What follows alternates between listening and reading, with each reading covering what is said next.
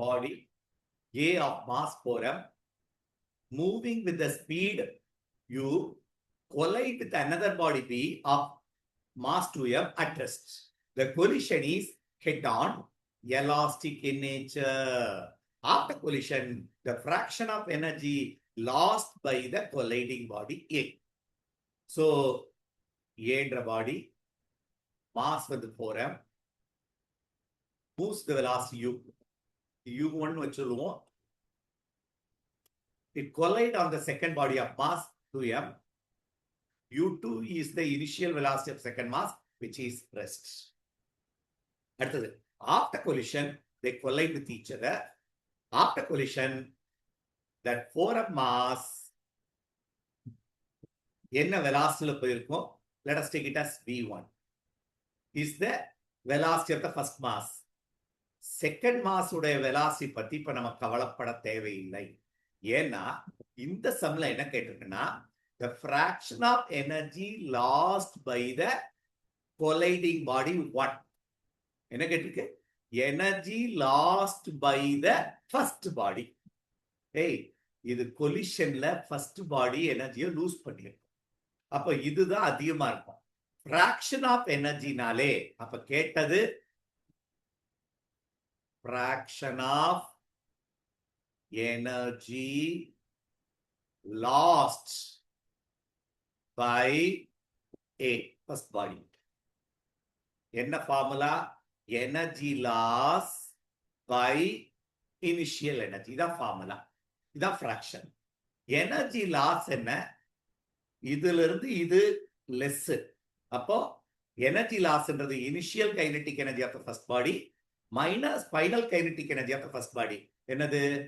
Kinetic energy of initial kinetic energy minus final kinetic energy by initial kinetic energy. புரிஞ்சு படிக்கணும்.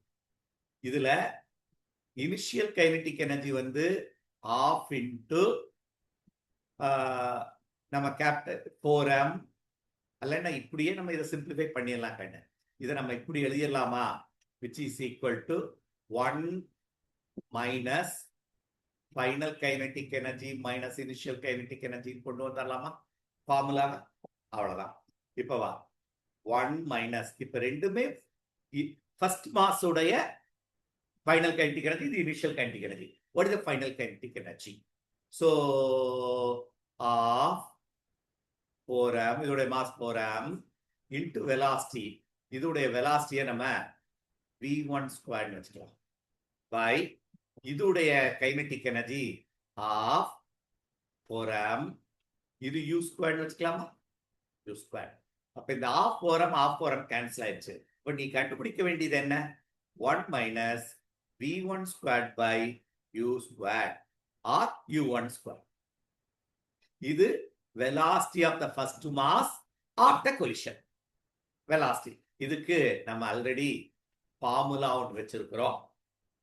elastic head on collision v1 க்கு velocity of the first mass after collision, velocity of second mass after collision, ரெண்டு formula, ரெண்டு கன்சர்வேஷனை வச்சு drive பண்ணியிருப்போம். Conservation of linear மொமெண்டத்தை வச்சு, conservation of kinetic energy வச்சு இந்த ஃபார்முலா டிரைவ் பண்ணோம். ஃபார்முலா என்ன? இதை வேணா ரெட்ல எழுதிடலாம். m1 minus m2 into u1 divided by m1 plus m2 plus 2m2 u2 by m1 plus m2. கிளியரா? இப்ப சப்ஸ்டிட்யூட் பண்ணுவோமா? m1 வந்து 4m, m2 வந்து 2m, அப்ப balance 2m by m1 plus m2 6m into u1 is u. அப்ப இது 0 ஆயிரும். ஏன்னா u2 0, u2 is 0. அப்ப இந்த செகண்ட் டேர்ம் 0. இப்ப v1 எதுக்கு equal? Final velocity after collision the velocity of the first mass is nothing but mm cancel 1/3. அப்போ u/3 தான் இந்த ஃபைனல் வெலாசிட்டி. இப்ப சப்ஸ்டிட்யூட் பண்ணிடுவோமா? இது ஆன்சர். 1 minus v1 வந்து இது squared u squared by 9, u squared by 9 by u squared u squared cancel ஆயிடுச்சா? இப்போ 1 minus 1 by 9, which is equal to 8 by 9 is the answer. 8 by 9 is the fraction of energy lost by the first body.